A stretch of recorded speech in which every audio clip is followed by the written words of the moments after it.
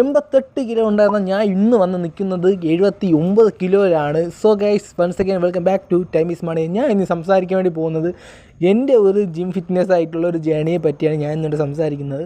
So even വെറും ഒരു fate loss മാത്രമായിരുന്നില്ല എൻ്റെ ഒരു ലക്ഷ്യമെന്ന് പറയുന്നത്. സോ എനിക്കൊന്ന് അത്യാവശ്യം ബൾക്കി ആയതുകൊണ്ട് ഒരു മസിൽ മാൻ ആയിട്ട് നിൽക്കണമെന്നൊരു ആഗ്രഹം ഉണ്ടായിരുന്നു.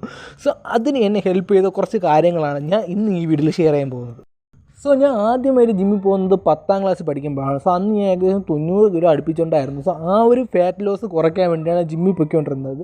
സോ ജിമ്മിൽ പൊയ്ക്കൊണ്ടിരുന്നു എന്ന് പറയാൻ പറ്റില്ല, ഏകദേശം 4-5 ദിവസം മാത്രമേ ആ ഒരു ജിമ്മിൽ ഞാൻ പോയിട്ടുണ്ടായിരുന്നു. സോ ആ ഒരു ജിമ്മിൽ പോയതിന് ശേഷം എന്നെ നല്ല രീതിയിൽ ട്രെയിൻ ചെയ്തു. അവിടുത്തെ ട്രെയിനിങ് മോശം നല്ല രീതിയിൽ തന്നെ ഫാറ്റ് ലോസിന് നല്ല രീതിയിൽ ട്രെയിൻ ചെയ്ത് തന്നായിരുന്നു.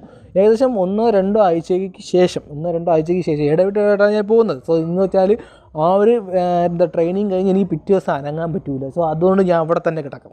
വീണ്ടും പിറ്റേ ദിവസം ഒരിക്കൽ ഞാൻ പോകുന്നു.